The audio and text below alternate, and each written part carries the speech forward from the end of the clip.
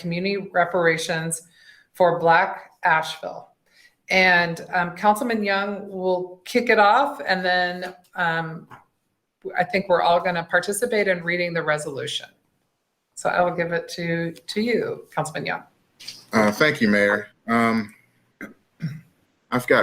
We're going to read this resolution tonight, and I've got some pretty lengthy comments, I guess, before we get into any comments on this or a motion made. So without further ado, I will do that and just really say that that in this moment we have a lot of issues to deal with that affect all citizens. Moreover, the death of George Floyd has been a catalyst to the nation's largest civil rights movement.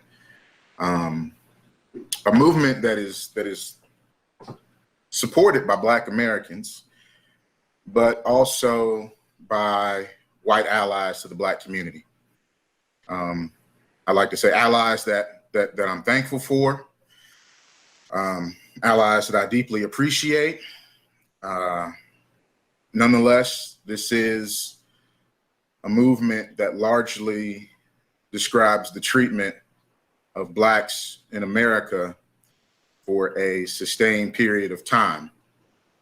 The blood capital that we have banked to spend today to fight for significant change came predominantly not from our allies, but from Black men, women, and children who died to get to this very moment, generation, so to speak.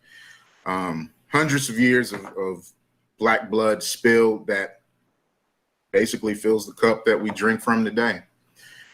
And so when it pertains to policy that involves largely the lives of Black residents of the city of Asheville, I'd say this: I am a Black man with a Black family, and anything that we do, in my mind, has to outlive the emotions of this present moment, because the future success of my own children and our current and future society depends on the sustained success of the systemic changes that we seek, and not just the budgetary priorities in the moment, albeit important as well. We can multitask, but to say it bluntly, this is our moment. These are our lives, and this is our capital. And I cannot speak for everyone else, but when I help craft policy that will affect the majority of our city's Black residents, I can truly say that my heart and my head are literally in the game. And I look at my own children as my North Star, my guiding light for success, because their lives and their peers' lives depend on it. My dedication to those children, my children, truly drives my personal need to be successful with a policy such as this. And to those folks that are out there listening or watching, I want folks to understand that we will not be the last council or city staff to see these policies through. It is my mission to help make what I believe is the American dream tenable for basically all of our citizens. And with that said, I want to say that there is this concept this concept that is the American dream, that we all have equal opportunity to generate the kind of wealth that brings meaning to the words life, liberty, and the pursuit of happiness. Even though Black Americans, we've been denied that. So it's simply not enough to remove statues. Black people in this country are dealing with issues that are systemic in nature. And it may feel good to some to see a symbol of oppression fall, such as a Confederate monument, or to join the rallying cry to defund the police. To that, I say power to the people. However, the same systemics that allowed statues to go up and the disparities in policing to continue are the very same systemics that recycle itself generation after generation after generation and still remain regardless of this council or its financial allocations. So the days of incremental change, I believe, have left us. And in the now, we require what I believe is to be institutional change to move forward. That is why the creation of generational wealth within our Black community is important. It will sustain families for future generations and is the key to the proverbial American dream. And as far as the other systemic issues, the institutional change is exactly what we should be seeking, and we are seeking, not incrementalism or gestures of allyship. We need to be made whole, and I've said it before, in areas of healthcare, education, employment, criminal justice, business ownership, home ownership, overall equity, and as I've mentioned before, generational wealth. And I'm speaking for me now personally, I don't want to be made whole through one singular action or shuffling of money that another elected body can change at a drop of a dime. I want generations to be made whole through systemic action, the same systemic actions that got us here and have produced policies that have outlived many dead politicians and generations of dead Black Americans. That is what we need to focus on. This resolution will ground us deeply and prepare the community to move forward on this promise that we're going to speak about tonight, regardless of what council, regardless of what city manager, and regardless of what staff will be here. We want to be grounded so this necessary work will be sustained, and anything less than systemic change is just feel-good politics in the moment, period. And with that said, I'll digress in my comments and allow anyone else who wants to say anything, or we can do however the mayor wants us to proceed.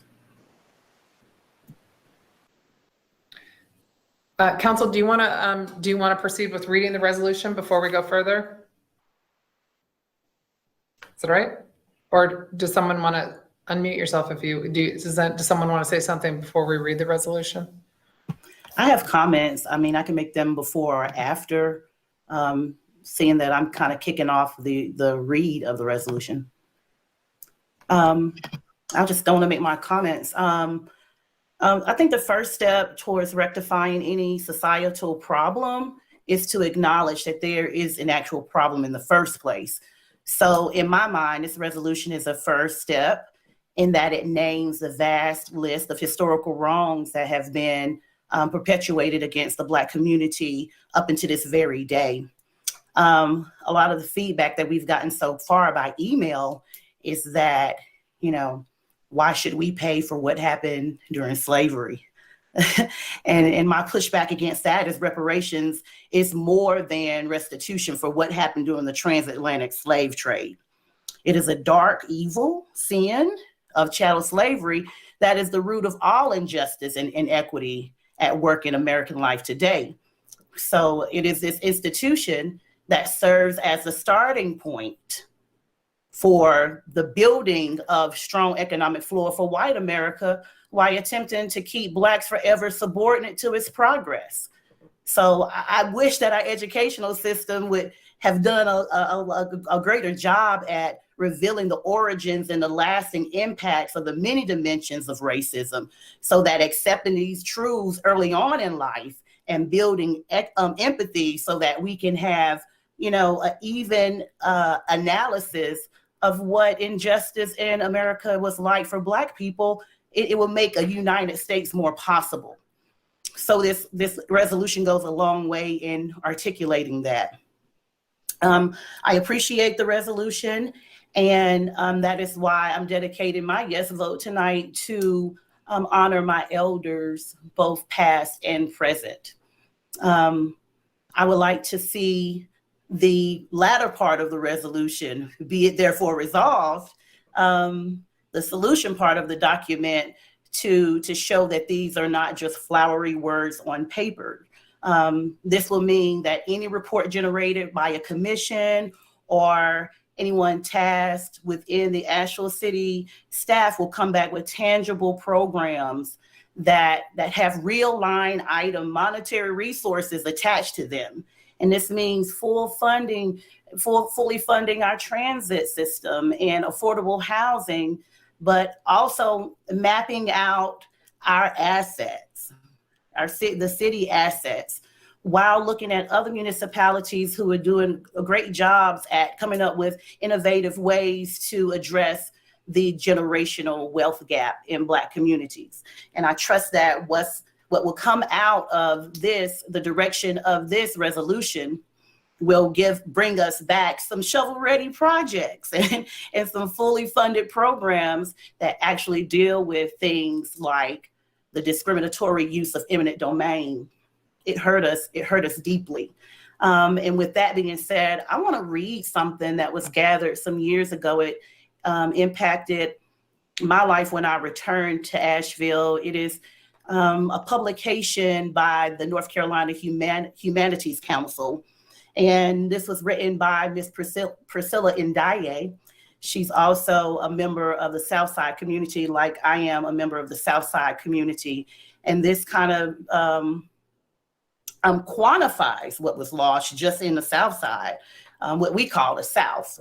In the East Riverside area, said by the late Reverend Wesley Grant, we lost 1,100 homes, 6 beauty parlors, 5 barbershops, 5 filling stations, 14 grocery stores, 3 laundromats, 8 apartment houses, 7 churches, 3 shoe shops, 2 cabinet shops, 2 auto body shops, 1 hotel, 5 funeral homes, 1 hospital, and 3 doctor's offices.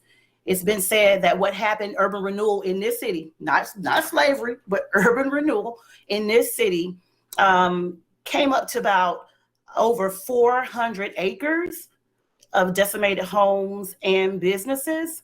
And this urban renewal project locally was the largest in the southeastern part of the United States.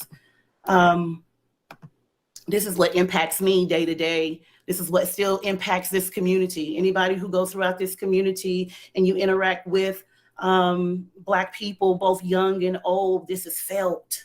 You feel it, not only in our bodies and the way we interact and psychologically. So we took a pause a couple weeks ago on our budget adoption to have some real conversations. And these conversations would generate how we increase equity in this community. So I want to say to the professional staff here at Asheville City, the city of Asheville, that we need to bring a red pen to the table to actually circle expenditures and to really show how they directly relate to the stated goals within this resolution. And with that being said, if no one else has a comment to make, I'll go into reading my portion of the resolution. Gwen? Just 1 second. Okay. I think Asheville, through this resolution, really has shown leadership. I was excited to see that the state of California just also is going to study reparations. And I just hope that we will be just that, maybe a little spark that will really get this conversation not only going in Asheville, but in North Carolina and across the country.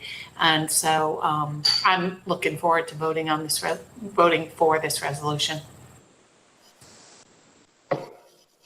BJ. I also, go ahead. Oh, Go ahead. okay.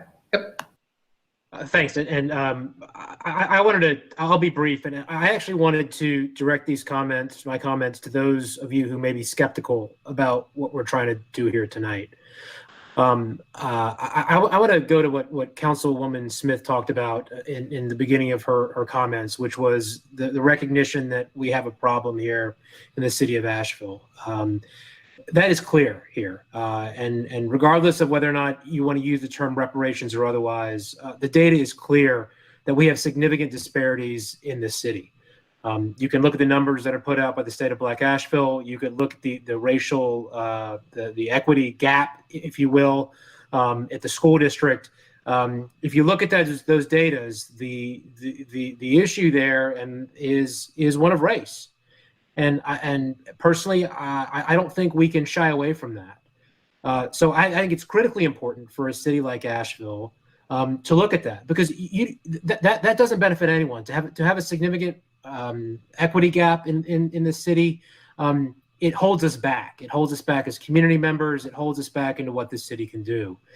So I think whether you want to call it reparations or whatever you want to call it, I think significant investment in the Black community is absolutely warranted.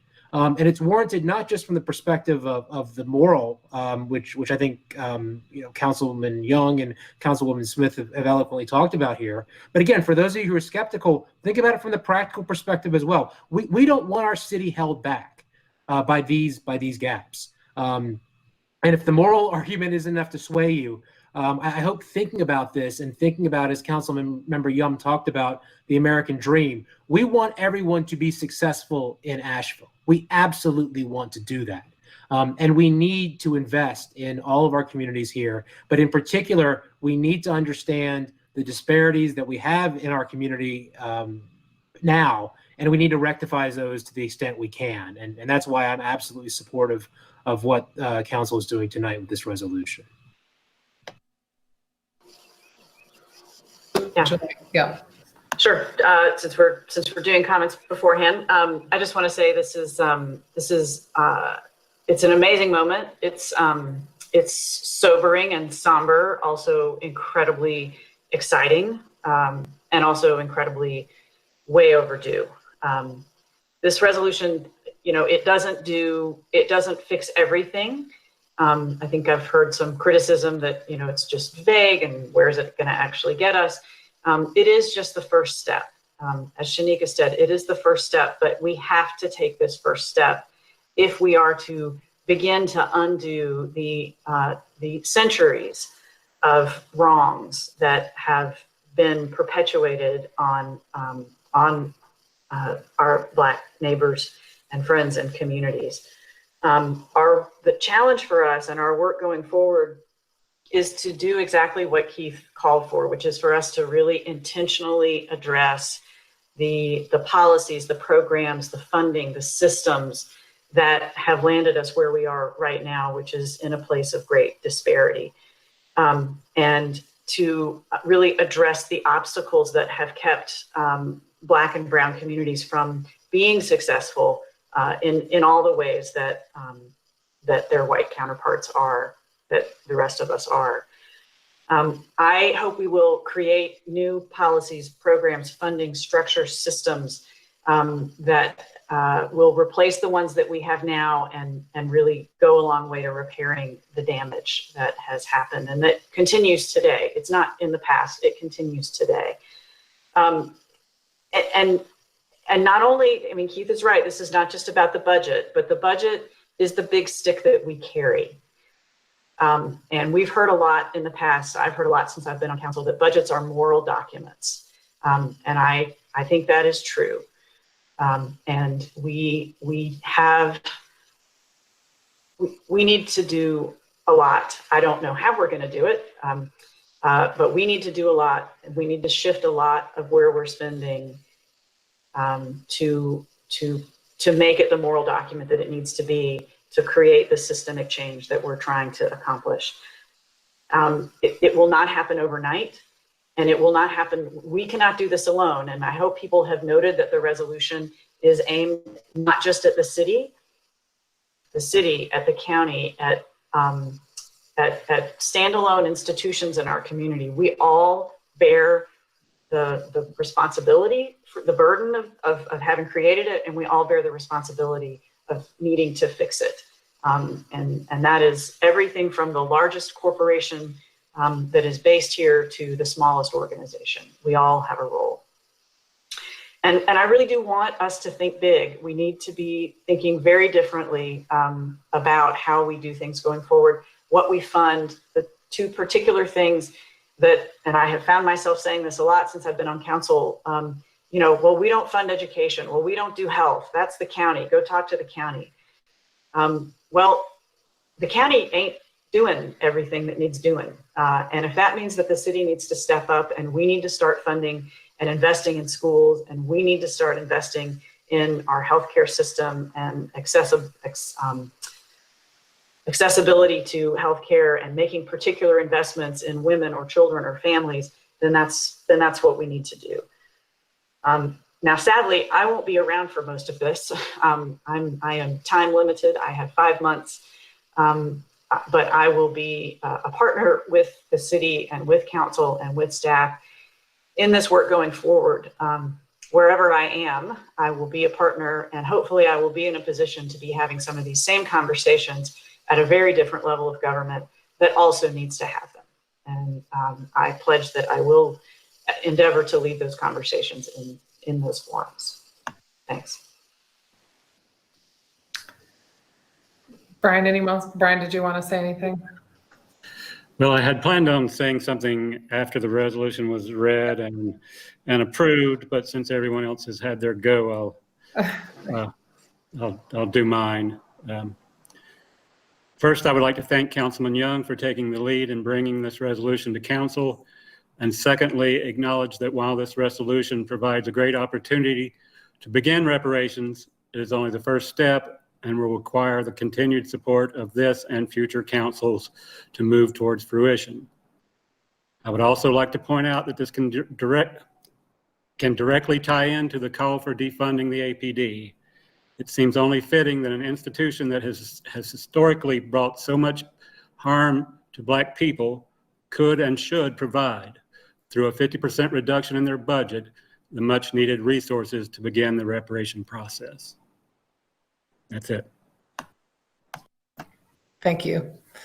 Council, we're about to read this resolution. I too want to thank Councilman Young for bringing this forward, and I want to thank all of you for your thoughtful comments tonight and for your bravery in moving forward on this.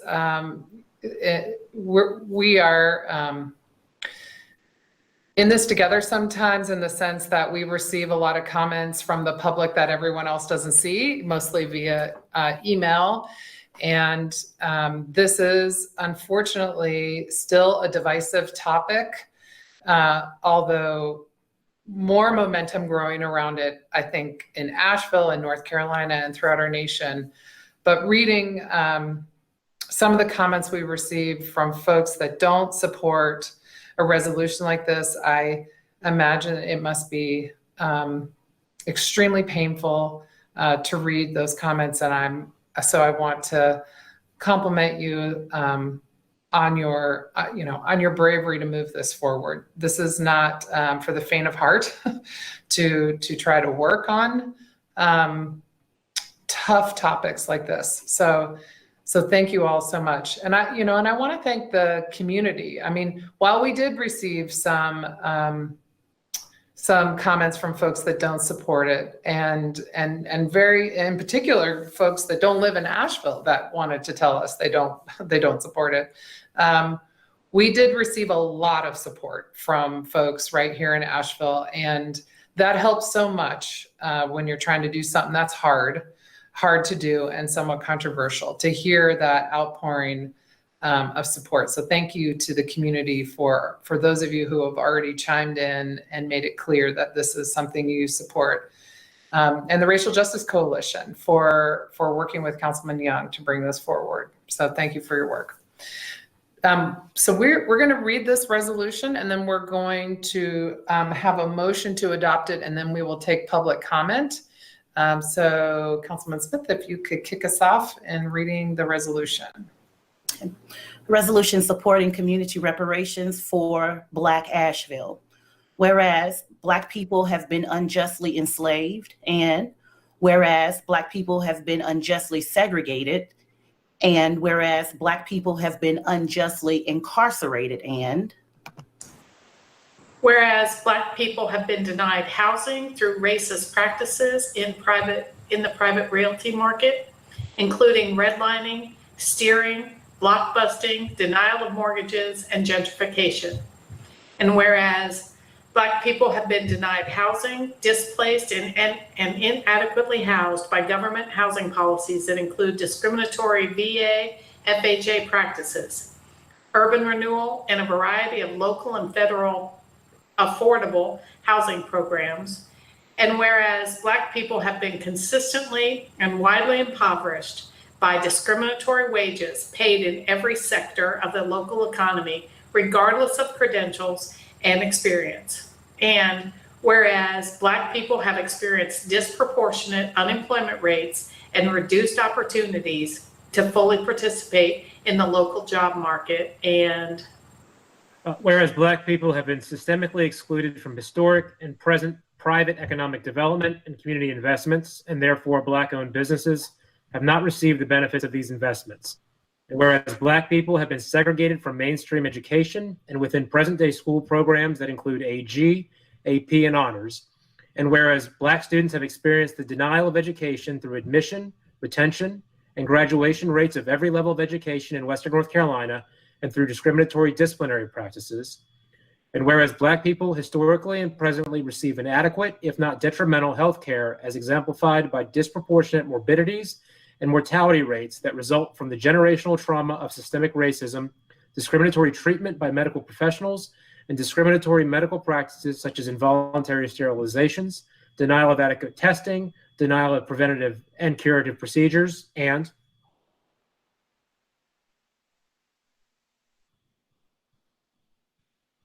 Brian, you're muted.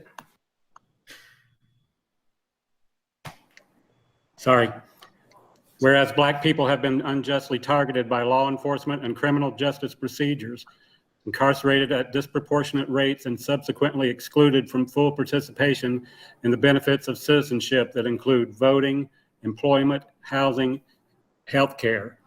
And whereas Black people have disproportionately been forced to reside in, adjacent to, or near brown zones and other toxic sites that negatively impact their health and property.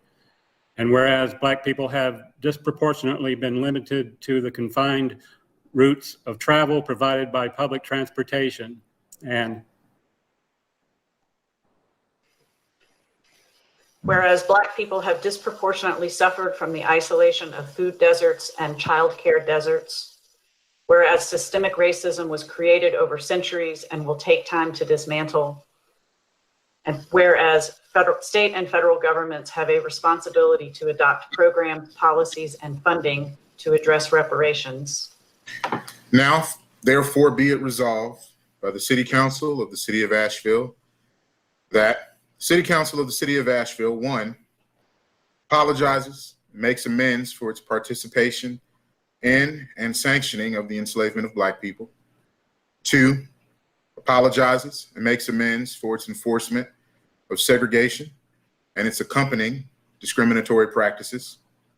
3, apologizes and makes amends for carrying out an urban renewal program that destroyed multiple successful Black communities. 4, calls on other organizations and institutions in Asheville that have advanced and benefited from racial inequity to join the city in its apologies and invites them to address racism within their own structures and programs and to work with the city to more comprehensively address systemic racism. 5, calls on the state of North Carolina and the federal government to initiate policymaking and provide funding for reparations at the state and national levels. 6, directs the city manager to establish a process within the next year to develop short, medium, and long-term recommendations to specifically address the creation of generational wealth and to boost economic mobility and opportunity in the Black community. 7, fully supports its equity department, staff, and its work, and encourages the city manager to utilize their talents when forming policy and programs that will establish the creation of generational wealth and address reparations due in the Black community as mentioned above. 8, seeks to establish within the next year a new commission empowered to make short, medium, and long-term recommendations that will make significant progress toward repairing the damage caused by public and private systemic racism. Other local government community organizations may also be invited to have representation on the commission. The task of the Community Reparations Commission is to issue a report in a timely manner for the consideration by the city and other participating community groups for incorporation into their respective short and long-term priorities and plans. Accountability for achieving equity will be enforced in the appropriate offices. The report and the resulting budgetary and programmatic priorities may include, but not be limited to, increasing minority home ownership and access to other affordable housing, increasing minority business ownership and career opportunities, strategies to grow equity and generational wealth, closing the gaps in healthcare, education, employment, and pay, neighborhood safety, and fairness with criminal justice. 9, calls on the city manager to give, at a minimum, a biannual update to the city council on the progress of work performed pursuant to this resolution. Read, approved, and adopted this the 14th day of July, 2020. So with that, council, do we have a motion to adopt the resolution? This is Councilman Young, so moved. Shanika, second. Okay, we have a motion and a second. Thank you. Staff, do we have folks interested in commenting on this item? We do, Mayor. We currently have about 25 people in the caller queue. Okay, callers, if you could please state your name, and you will have I should have said this at the beginning, you'll have 3 minutes to provide your comments. That's what we always provide. And Maggie, the clerk, who's sometimes on the screen, does have a timer. Thank you.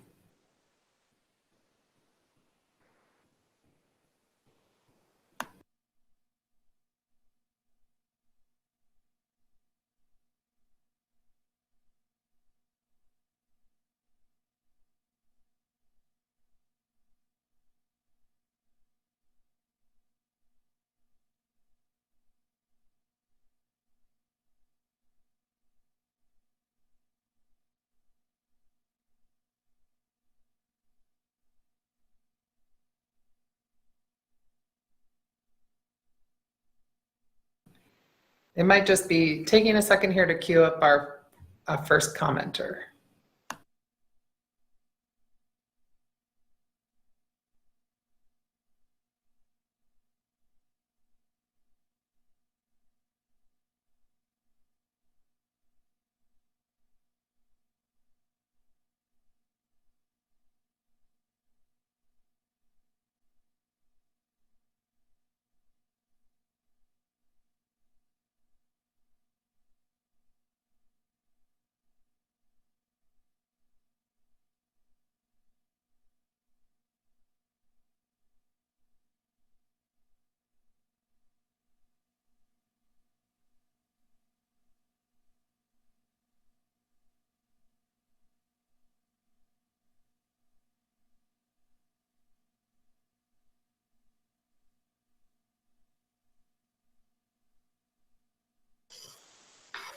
While we're waiting for that, I'd like to just make a suggestion for folks to consider. We're not going to figure it out tonight, but I'm just wondering if we can perhaps create this commission in a little bit of a different way, if we can involve the community more in identifying people who would be appropriate to be on it, help in selecting recommendation, and I'll stop.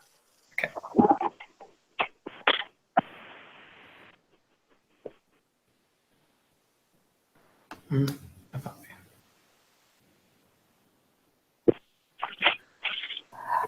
Belmore Thomas, you're live. I'm live? Hello? We can hear you. Please share your name. Oh, I'm so sorry. I thought it was 35th in the recording said I was 35th in the queue. I'm so sorry. My name is Thomas Belmore. Yeah, this is a little embarrassing. I'm not Hello City of Asheville. Earlier I joined the queue, which I think is maybe what's happening. I joined the queue when Esther Manhammer said that we weren't that we needed to stay relevant to the topic when we were discussing the resolution to contract with the consulting firm that y'all voted no on. I just want to say those comments were relevant, what we all heard, and I think, but I'm glad that y'all heard. I'm surprised y'all, changed your choices. What we all were saying was we're not asking for review.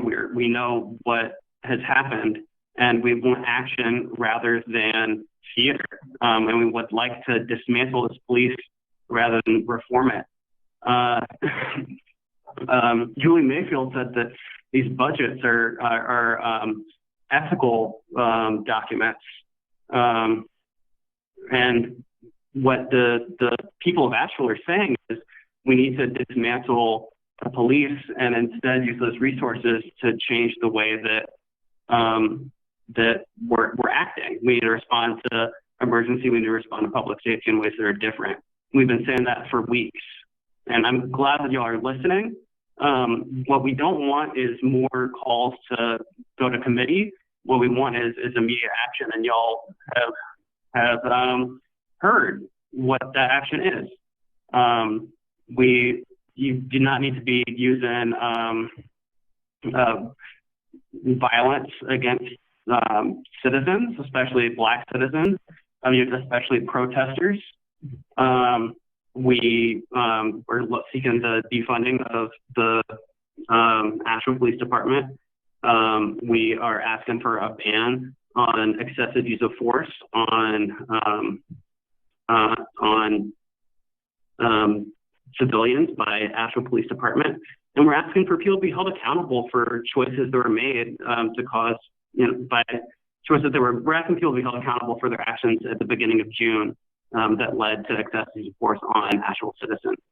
We're not looking for police reform or for people to or for endless delays in action. Also, I call for Chief Zach's resignation and for Esther Manheimer's resignation. Thank you very much for your time, and I really appreciate these being held remotely. I think it's really helpful. I think it's helpful for democracy, and just like.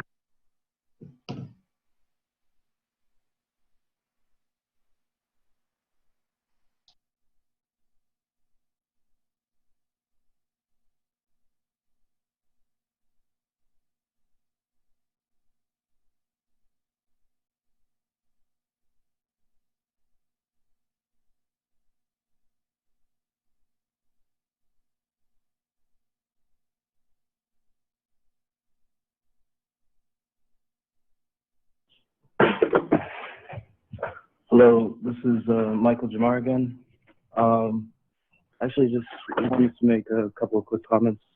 I was hoping that you guys would go ahead and go back and open up for comments towards the idea of hiring a private firm.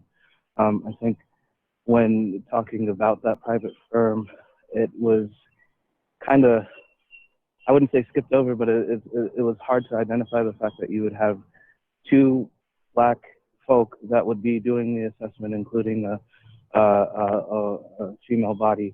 So I personally would have said yes on that one there.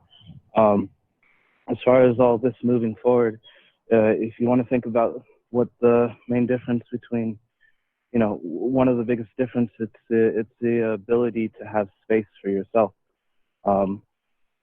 you look around Asheville, you look around all these communities, the thing that white people have one of the biggest advantage of, besides the fact that they have a huge amount of equity, it's the fact that they have space. If you look at the difference between the Shiloh community and the TVA community, if you look at the difference between Hillcrest and Burton, there is far more disparity within those groups. If you and to mention that Shiloh and Burton have started the process of being gentrified all at the same time too. We need more things to do here. We need more things to be able to keep Black citizens to stay here. We need the youth to find a reason to stay here. We need more usage of these funds to be able to create more space for creativity, for equity building, and for wanting to be a part of this city, and not be pushed out by police officers on a regular basis, to not be stared at strangely, or not to feel alone when you walk into downtown, which had a historically Black section, which is now completely whitewashed. Besides the YMI Cultural Center, it's a sad thing to see, but I'm glad that y'all are making these steps towards using funds to move forward with reparations. I will be following this process and would love to find a way to contribute in this type of way. Understand that space is what we need.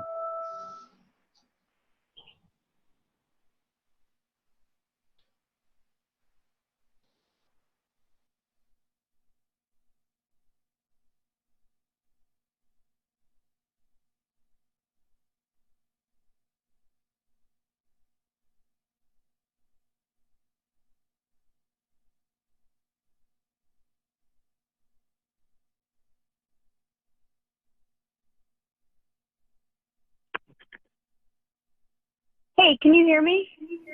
Yes, we can. Please share your name. Hi, this is Tasha Etheridge, and I'm calling in as a Black woman born and raised in Asheville, North Carolina. I just want to say I've grown tired of the amnesia that is rampant in this city as y'all try your hardest to erase or forget what this city has put Black and brown people through. I'm honestly growing tired of the lip service. Your list of apologies are less than sufficient.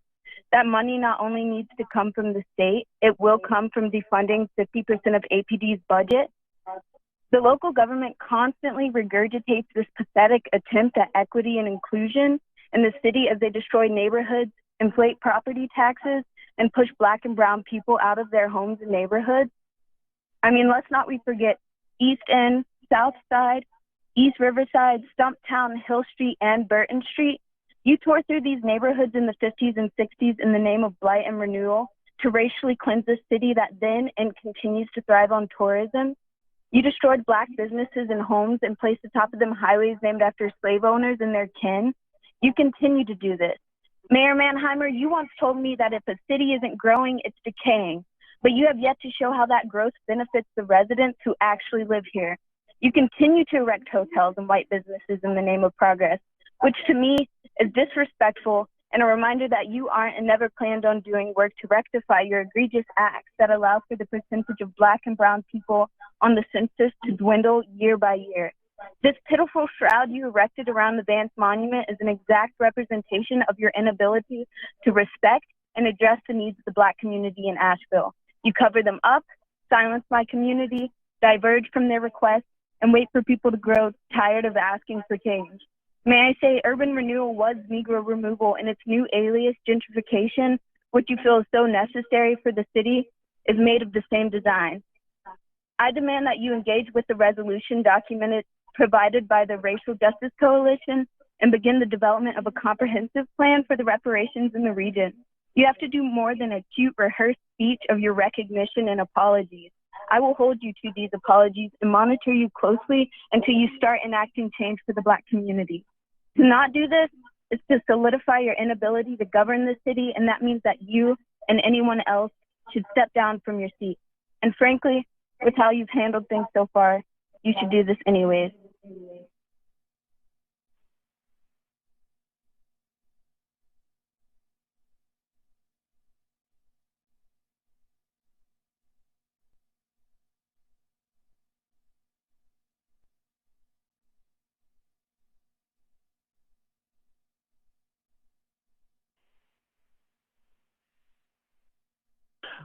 Hello, can I be heard? Yes, sir, we can hear you. Please share your name. Yes, thank you. Yes, my name is David Greenson. I'm a city resident. I want to applaud your support for this reparations resolution, which we all know is just the beginning of the process that's needed. Members of the Black community can explain far better than me why Black people need reparations. I want to tell you why white people like me need Black people to get reparations. Because until that happens, we can't heal either.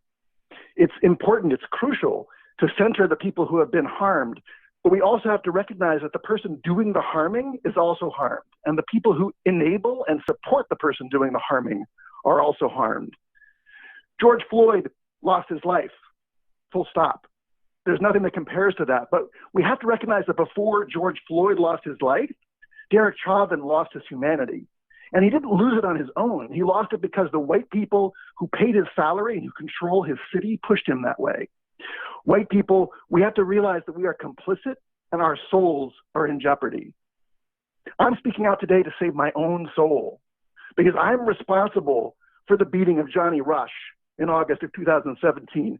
I may not have hit him or choked him or tased him, but I paid the man who did. I paid the city officials who created the conditions that put Johnny Rush and Chris Hickman on a collision course. Why was Johnny Rush out late that night? So that he could be harassed by Chris Hickman? Because he worked a long shift at the Cracker Barrel, because I live in a city that continually creates only low-wage jobs like that for Black people in order to line the coffers of the wealthy who profit from tourism. My city does that with my tax dollars, and so I'm responsible. Until I'm part of repairing that damage, of no longer paying police officers to harass Black people, of no longer paying city officials to approve more hotels and push more Black people into low-wage jobs, I'm complicit in the harms that are going to inevitably result. Asheville needs reparations because anything less than that's not going to work.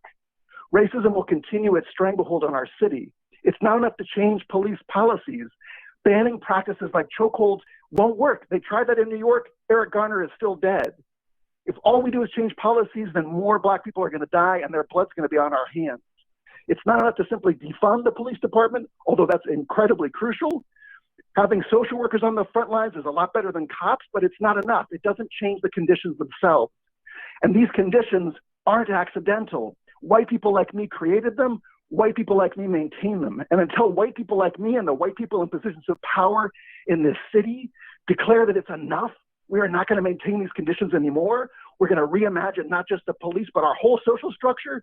We're not going to address all the harm that we have caused and are causing. And we're going to continue to live under that moral shadow. So once again, I applaud you for all your support of this resolution. Let's get to work making it happen.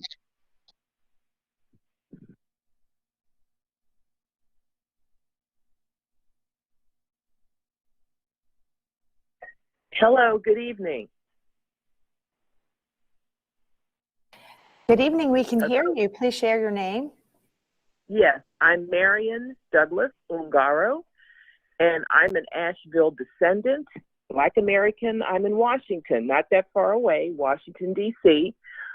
I have been a member of Old Buncombe County Genealogical Society. I've been down to Asheville several times. I have family who are still in the area, not that far away, because of course we know we have the East Tennessee and Western North Carolina. That's the cultural region. It's not just Asheville.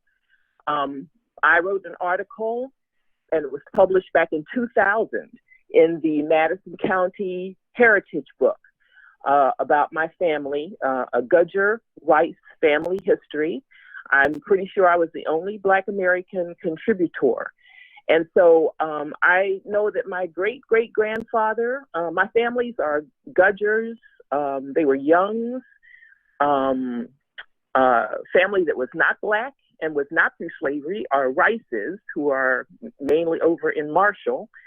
So my family goes way back in that area, both the Black American enslaved.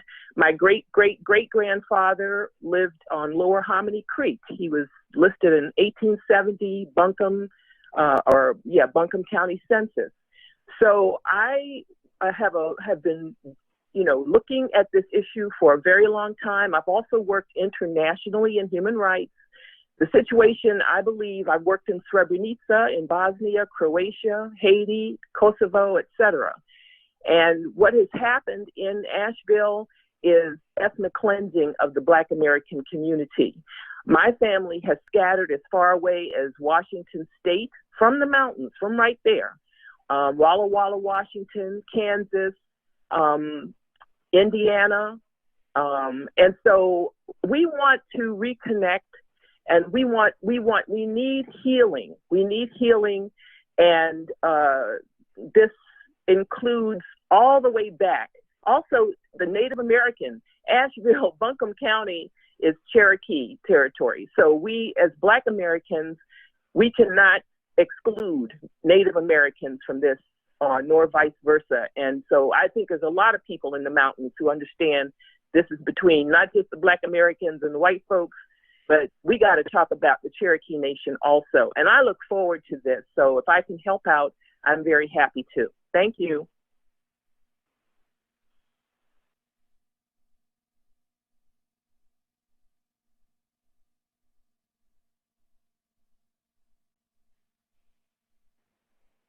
Hi, my name is Lauren Bacchus. And first I'd like to thank the last caller for and also so many of the callers and council people have spoken tonight, and I echo a lot of what people are saying, calling for.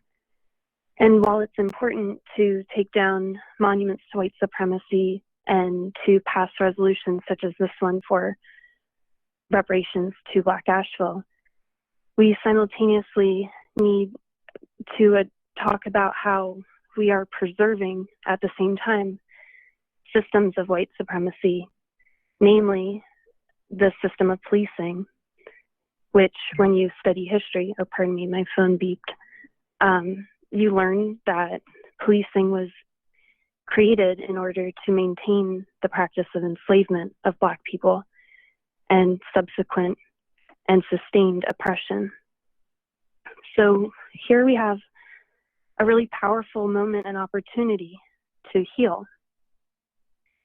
If we are able to abolish the practice of policing, we can divert funding, which is a lot of money, to other systems that do not have the same disturbing, toxic, and discriminatory history that policing has. So when we're talking about defunding, we also need to be talking about the goal of abolishment and how we can have healthier systems of organizing and communicating and working together. The passivity of liberalism has kept true progress from happening. We hear a lot of people say, oh, the civil rights movement has been going on for so long. Well, why a lot of traction wasn't able to happen is because of white liberalism. So let's not continue to make the same mistakes of denial and avoidance when we have some really direct and meaningful paths that can be taken. And we can enact institutional societal change through the abolishment of policing and create deep substantive reparations and pay deep substantive reparations to Black people of Asheville and descendants of people who were enslaved here and also had their properties and businesses destroyed and stolen. We need to create opportunities for self-determination of Black Ashevilleans, access, equity, and reparations in the form of land, housing, and business ownership. Echoing Council Members Young and Smith's powerful words around the history here of urban renewal, I'd like to bring up the neo-colonial practice of mixed income redevelopment projects. Thank y'all for your time.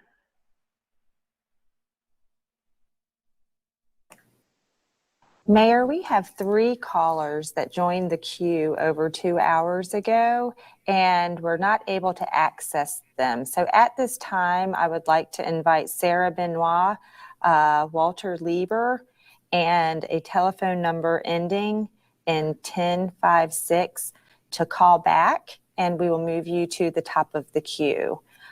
For now, we're going to move on with the other callers in the queue.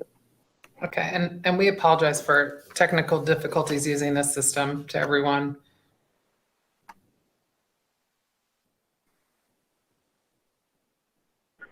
Hi, can you hear me? Yes, we can hear you. Hello. Sorry. Perfect. Hi, my name is Pearl Foster. I am an Asheville native.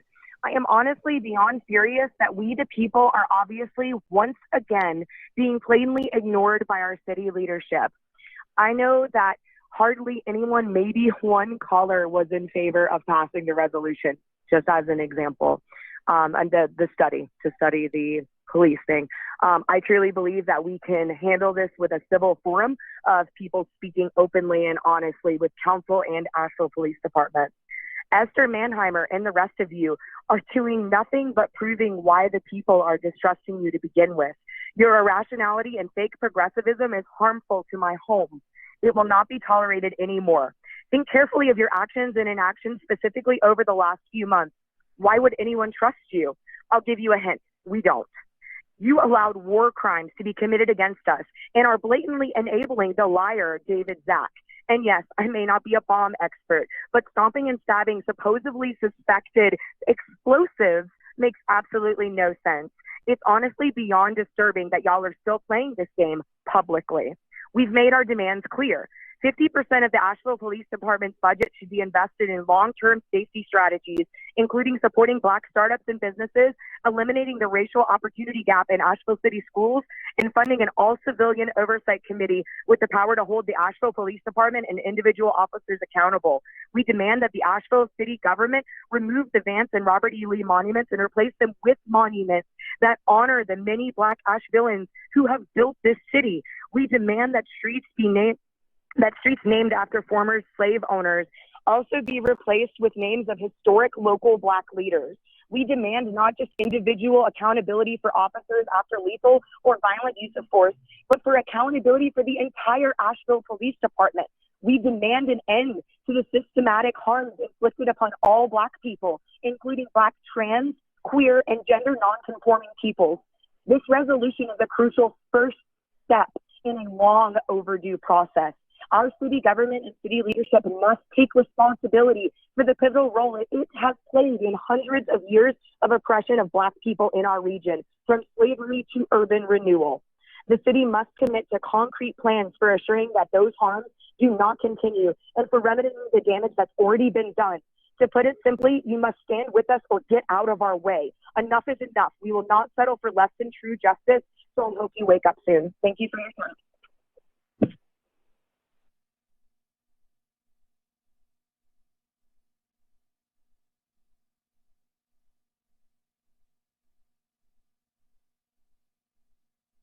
Hello, my name is Sarah Benoit, and I live in West Asheville.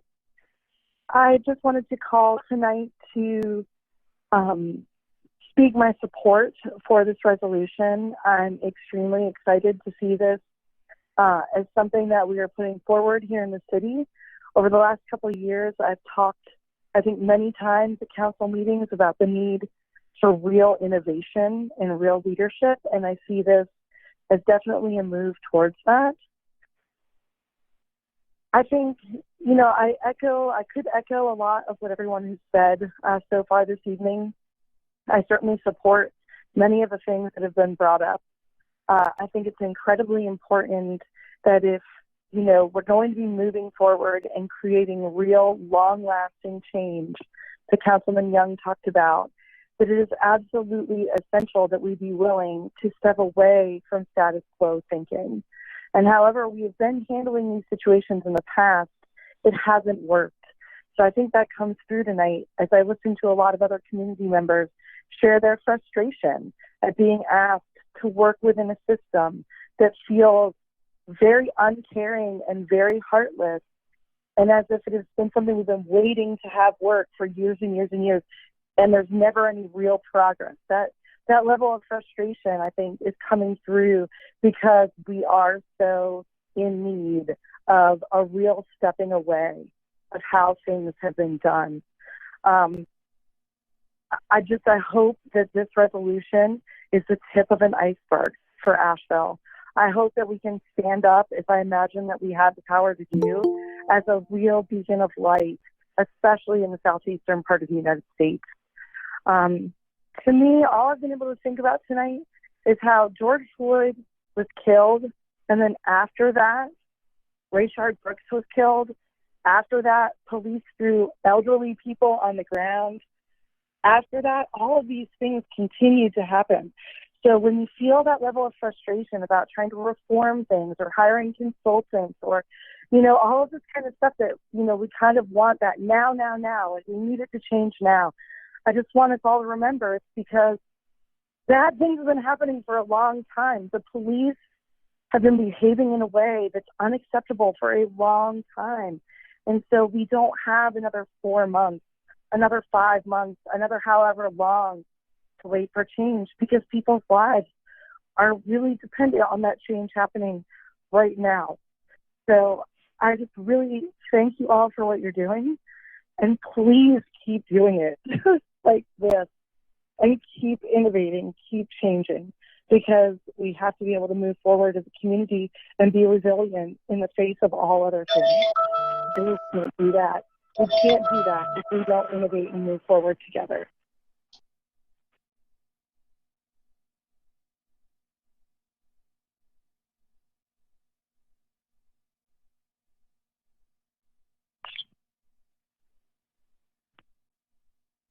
Good evening. This is Claudia Conine. I have been a resident of Asheville since 2003. I'm white. I moved my family here to raise my kids. We have been enjoying all the privileges and wonderful things about Asheville that as white persons we receive here and experience here. The longer I've lived here, the clearer it's become to me that that is for white people only. I would like to thank Councilman Young and Councilwoman Smith for their work and for their testimony tonight. And I would like to direct myself to the white people on City Council, and I want to urge you not to be scared to be an example for the city and for the county and for our state and for the rest of the country and even internationally, and to show true leadership. I agree with one of the previous commenters that for us white people, it's a moral imperative to move towards real progress, not lip service to progress, not more of the same programs and reform, but reparations. I'm strongly in favor of this, adopting this resolution, and I trust that you will all do the right thing here. Thank you for your time.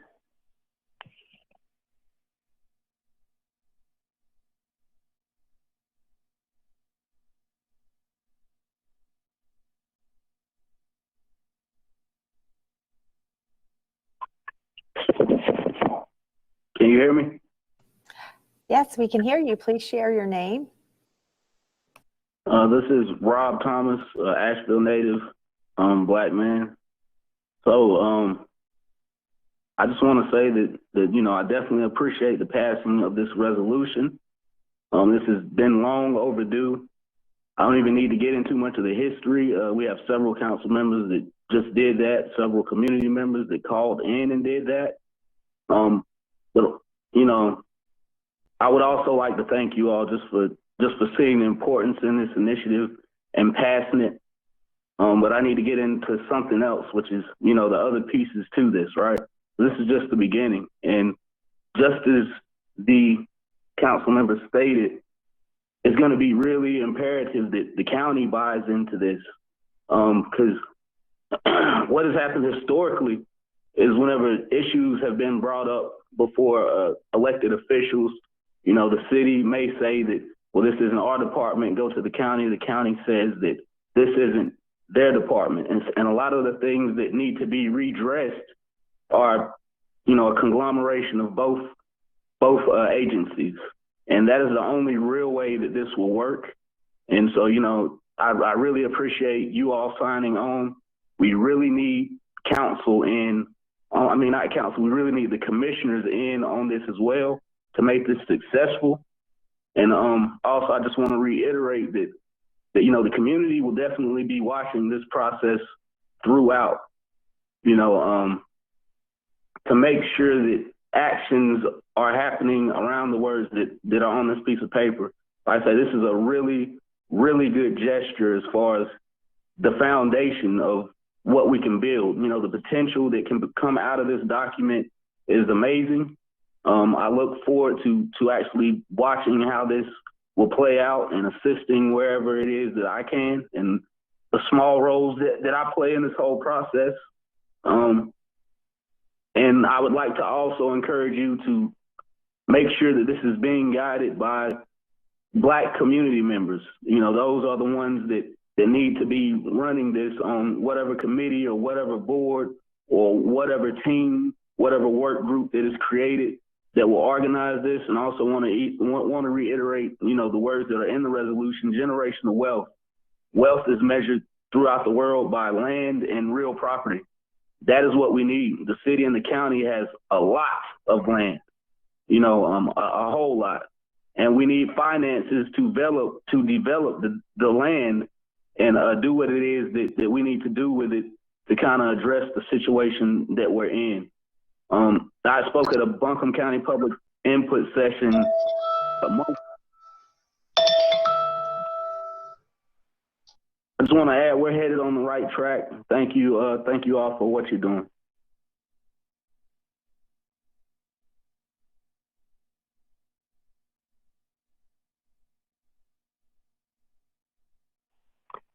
Hello, can you hear me? We can hear you. Please share your name. Excellent. Hi, my name is James Hemphill, again. Of course you vote yes for this. We know it's long past time for this.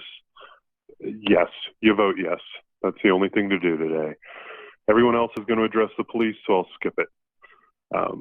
I hope that Ms. Campbell will put her part on this resolution onto her short list rather than onto her long backlog.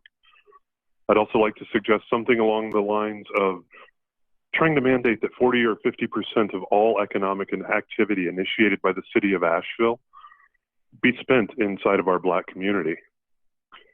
If the needed businesses don't exist, create them. Give them the loans, give them the contracts, start them. We are in the South. It is on us to lead, to show how this can be done, how we can make whole, but we can't. We can't do anything remotely like that. We need to lift our Black communities up. And I hope that Ms. Campbell will find a way to leverage the city of Asheville's budget to do that. Ms. Williams has faith in you, so I shall too. I'd also like to remind council that this resolution bears a remarkable similarity to the July 2008 federal resolution. We can all see what that did. And I'd like to finish by echoing Keith's comments. If we don't make policy that outlives this moment in time, our community is going to fail. Thank you.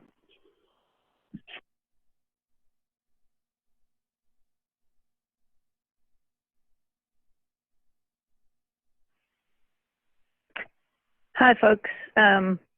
Thank you so much for your work. This is Mindy Allen. I live in North Asheville, and this will be brief. I just wanted to say I appreciate the work that you're doing on trying to move toward reparations and know that it's just a small first step.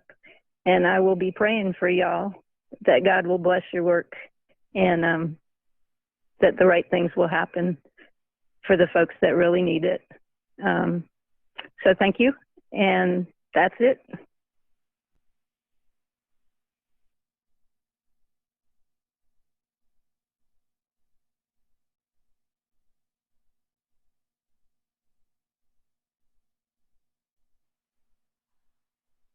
Hello, my name is Matt Shepard. I agree with many of the previous callers. Especially like to second the sentiments of David Greenson, who called in earlier.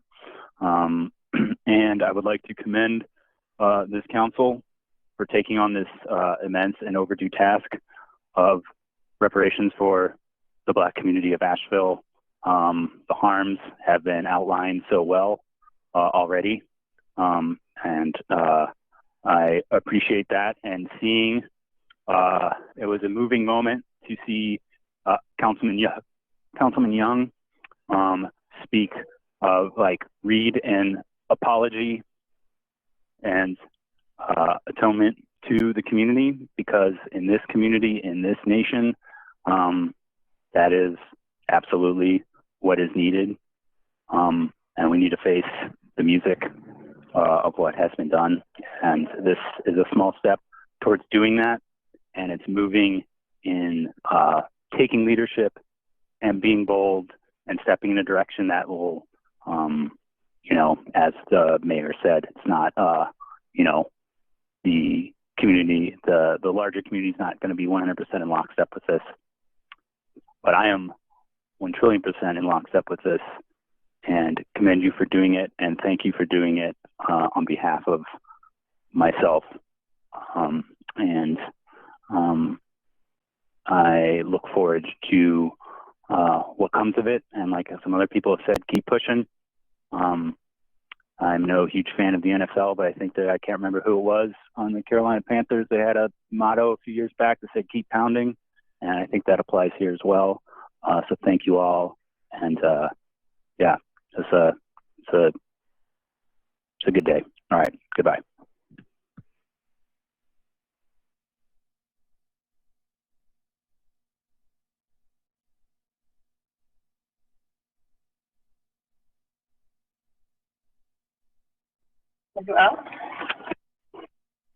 Hello, my name is Ryan. I live in West Asheville. I'm going to keep this pretty short and sweet. This talks about committees and all this stuff, and that seems like a step to the side. What we really need is to listen to the number one demand of Black Asheville demands, and that is defunding the police by half, using that money, reinvesting it into the Black community in ways that make our entire community feel safer and feel heard, and where we have our own power to make our own choices. It's pretty simple. All the rest of the stuff, it's great. You're recognizing racism from years, hundreds of years. It's a step, but it's hollow promises if you're not taking these direct action steps, and especially listening to the Black community. Thank you.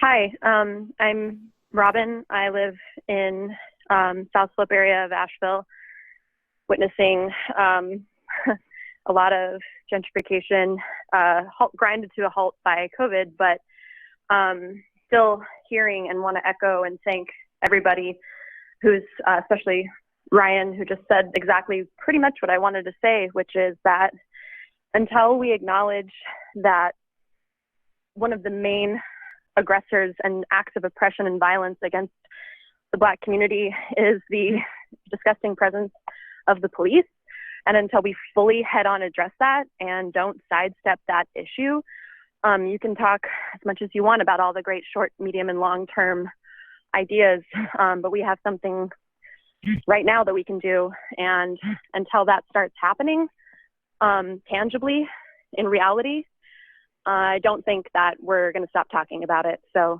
thanks for your work. Please keep it up, and please listen.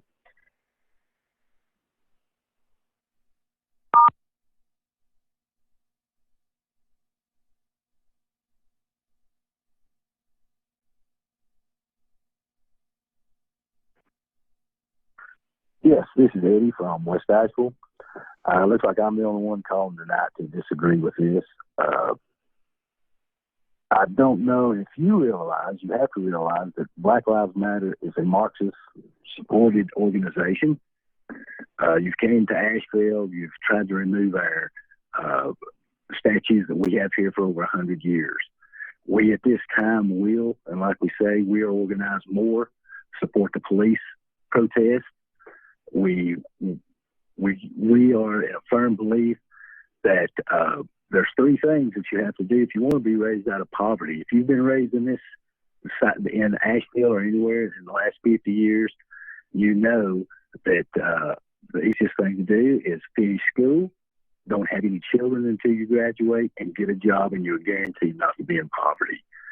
This of just handing over to someone this amount of money, this will not fix the issue. We are here to work with you. We want a good community too, but we're not going to let our community go to a Marxist organization that does not support the police department. Is one of the biggest beliefs of Black Lives Matter is doing away with the police department. That's not going to fly.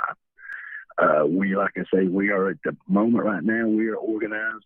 We are organizing support the police, and we just cannot let this happen to our community. You're not getting any calls, and I just want to bring this up to you. You're not getting any calls. You may have got a lot of emails, but you're not getting a lot of calls because whoever tries to speak up against this, Black Lives Matter call them racist.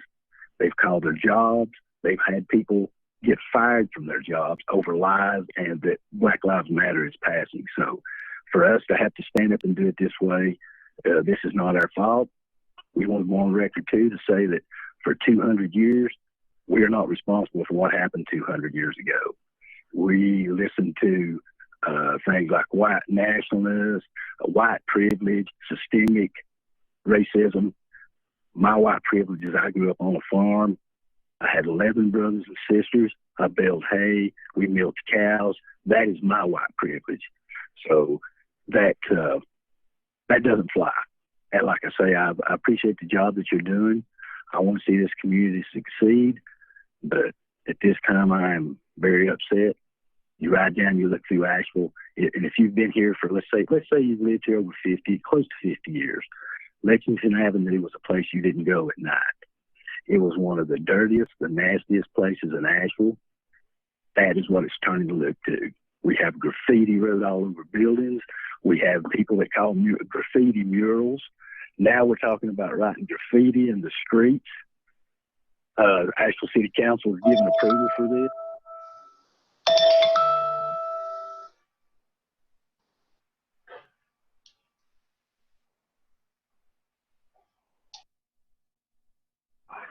Hello? Hello. Can you hear me? Yes, sir. Please share your name. Yes, my name is Keith. I pretty much see I'm in the minority here. Thank you for allowing me to speak tonight, though. As I understand, you are proposing to give reparations to the Black community for slavery. I find this wrong in so many ways, and I strongly oppose it. The Black people are not the only race that have been enslaved in America and around the world. All races have been enslaved at some point in time in man's history.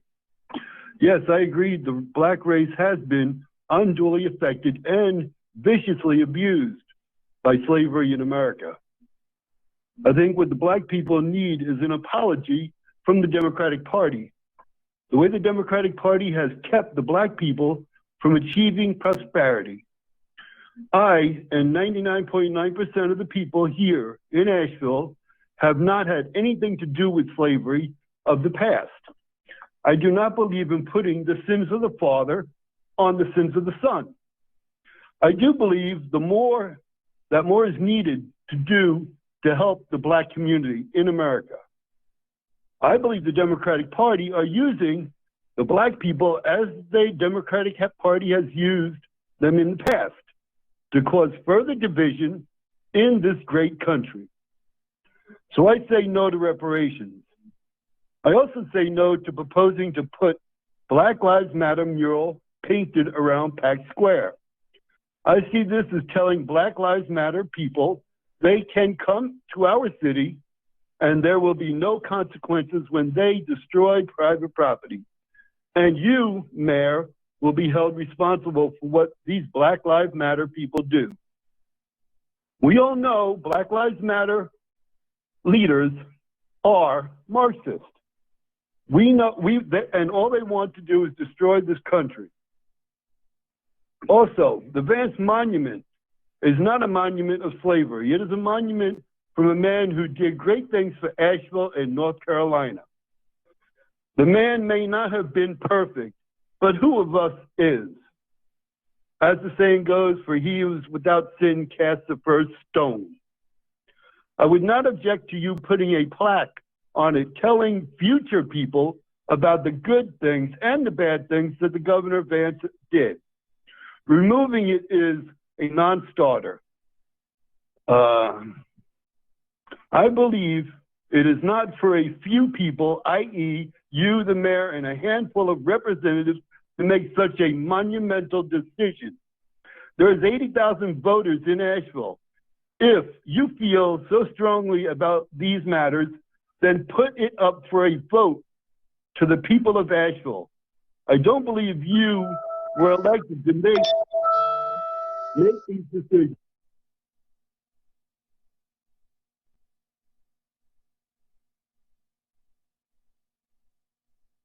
Marxism is so scary. Oh my god. Marxism means caring about other people. Dude, get the fuck over it. Cut it.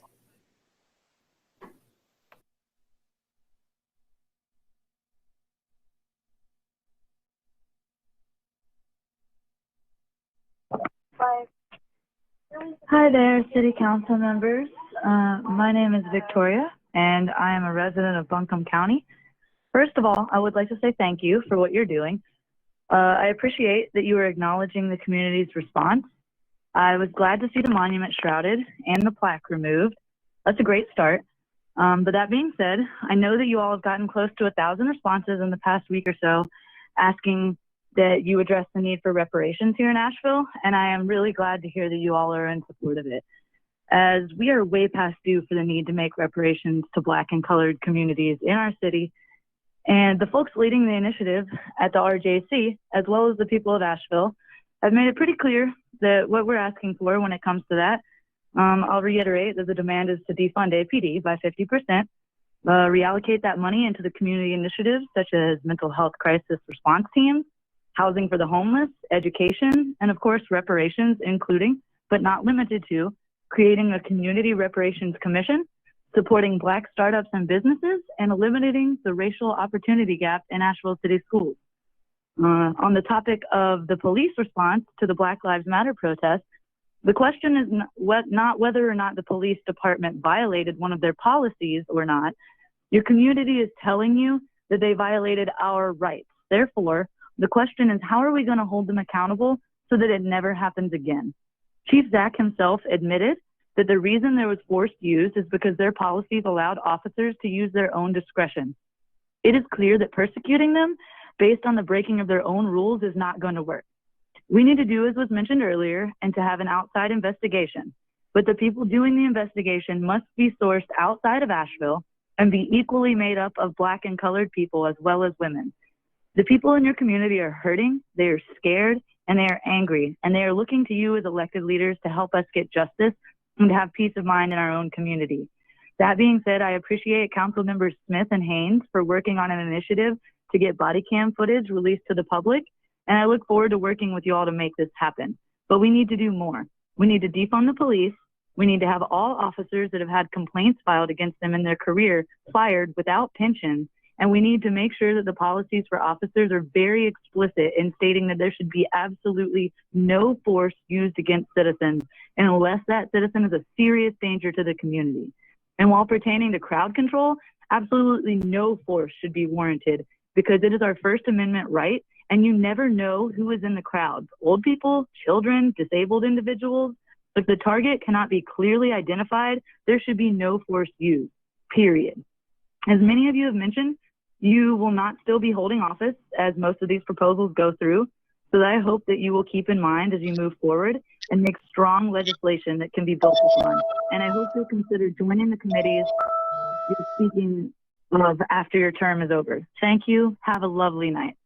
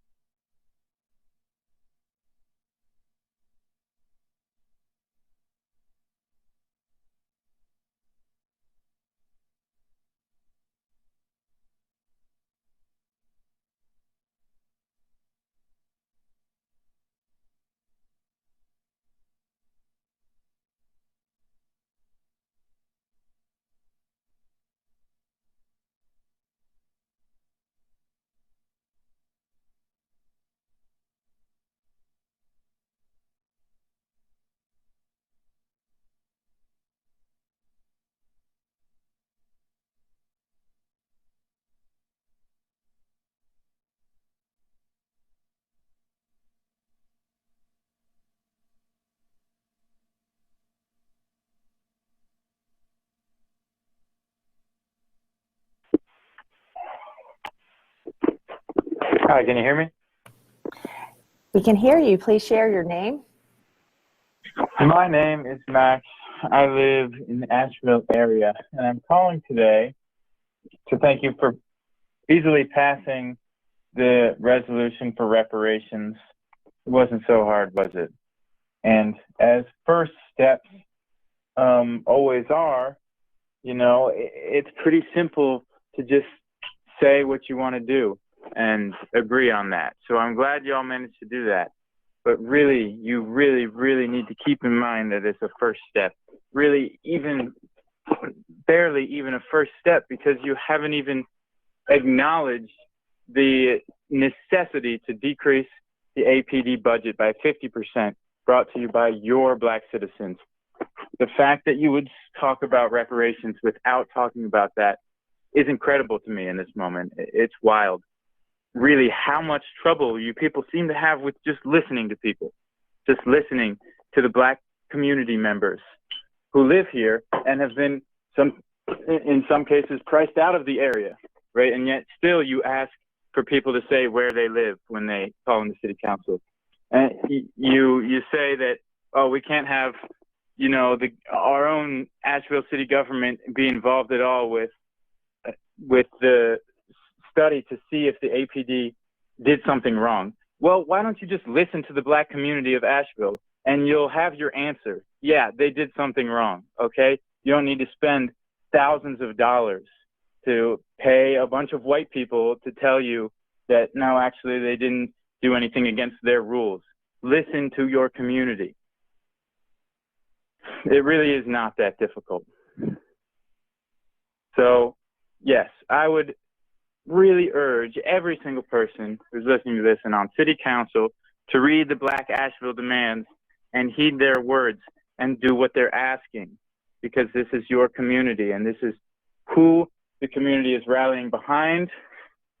If you don't cut APD's budget by 50% in September, you're going to have serious consequences on your hands. And I don't understand why it is so difficult for y'all to just make something happen. I mean, you're stalling tactics, delaying constantly, creating committees. It's getting so old and no one buys it anymore. No one believes you when you pay your lip service and then you just put things off continuously. You can't, for some reason, wrap your minds around the idea of community accountability. And that is dumbfounding. And I just don't know what else.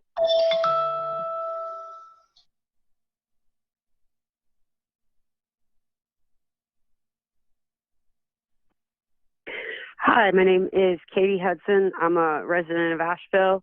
I just want to say that I thank you for when you do passing this motion and bringing it to us today. It would have been great if we could also have gotten the tear canisters expand, but that's what's done is done.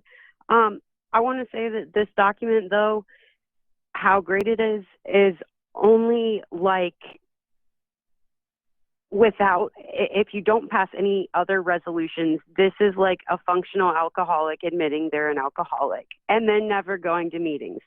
I would know because I'm that guy. Like, really, we're going to say Asheville is functionally racist still and not actually recovering from racism if we don't actually make policy that will last.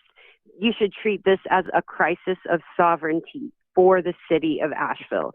You are losing the people's will and consent to be governed by you if you don't respond.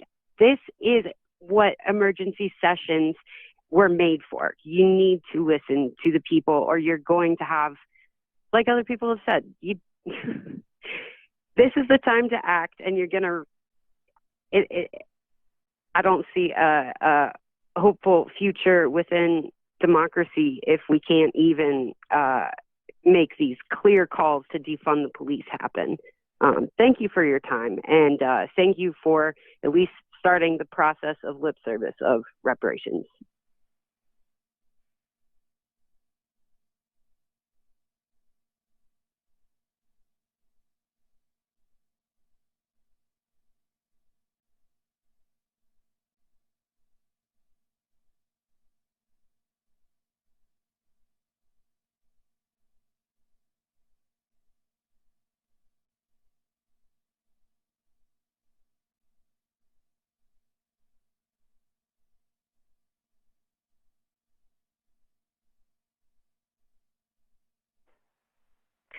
Can you hear me? Hello? We can hear you. Please share your name. My name is Samantha Simpson. Some people call me Sammy. Brian and Shanika know me. As for the others, let's see. VJ, I've served you at the Renaissance at the Rotary Club several times and held my tongue. The mayor and VJ came to my neighborhood for a meet and greet and did not meet me. When I told her about issues, she said, email me. Let's see, who else? Gwen, I've made your sandwiches at Urban Orchard. And the rest of you, I don't think I've met in person. Now, I'm very emotional about this because I'm supposed to be in bed because I have a fever. But I just want to tell you, I live in the Southside community, and there's a lot of work you need to do, especially with our schools.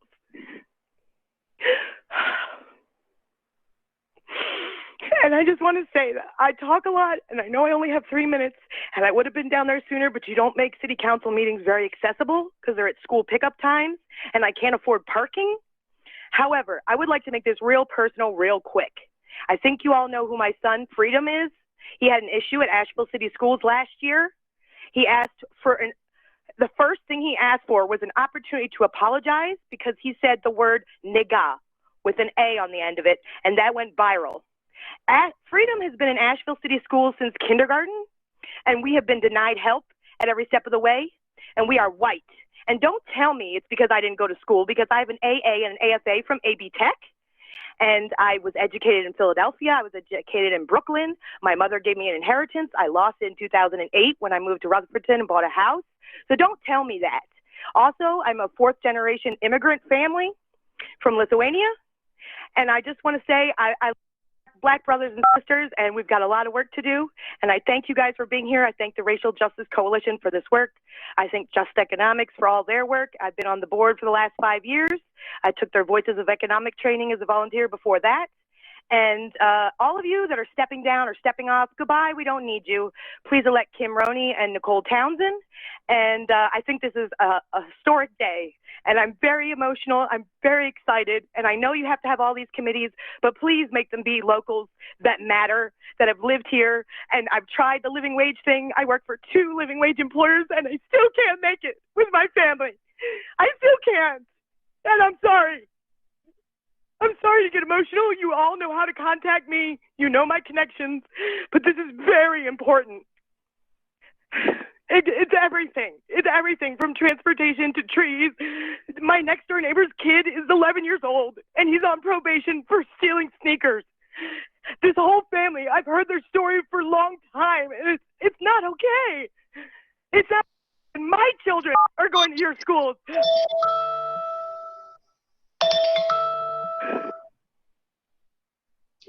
Mayor, that's been 1 hour of public comment.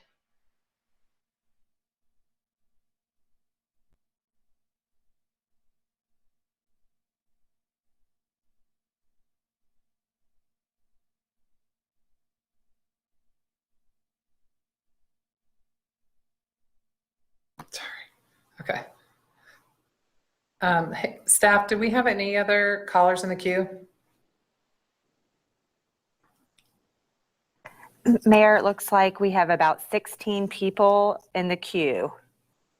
Okay, council, we've reached the hour mark. Would you like to continue hearing public comment, or would you like to vote on this resolution? We do immediately following this item enter the public comment portion of the agenda. And callers in the queue could speak at that time as well. I would suggest just rolling them into the public comment. Okay, anyone else?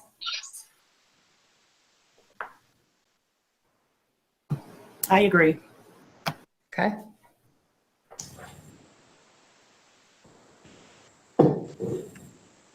And anyone have an objection to concluding the 1 hour comment period for this resolution at this time? Okay, seeing there aren't any objections. Council, we already have a motion to adopt this resolution. If unless anyone has any further comment, I will take a roll call vote, okay? Okay. Vice Mayor Whistler. Aye. Councilman Haynes. Aye. Councilman Kapoor. Aye. Councilwoman Mayfield. Aye. Councilwoman Smith. Aye. Councilman Young. Aye. And myself, aye. All right, the resolution passes. Thank you.